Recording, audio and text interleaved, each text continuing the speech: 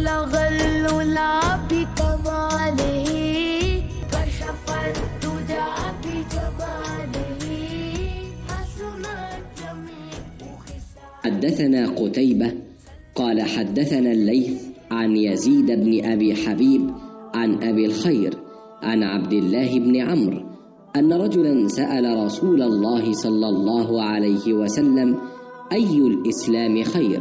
قال: تطعم الطعام وتقرأ السلام على من عرفت ومن لم تعرف. আব্দুল্লাহ ইবনু আমর রাদিয়াল্লাহু আনহুমা থেকে বর্ণিত এক ব্যক্তি আল্লাহর রসূল সাল্লাল্লাহু আলাইহি ওয়াসাল্লাম কে জিজ্ঞেস করল, ইসলামের কোন কাজ সবচেয়ে উত্তম? তিনি বললেন, তুমি লোকদের খাদ্য খাওয়াবে এবং চেনা অচেনা সকলকে সালাম দিবে।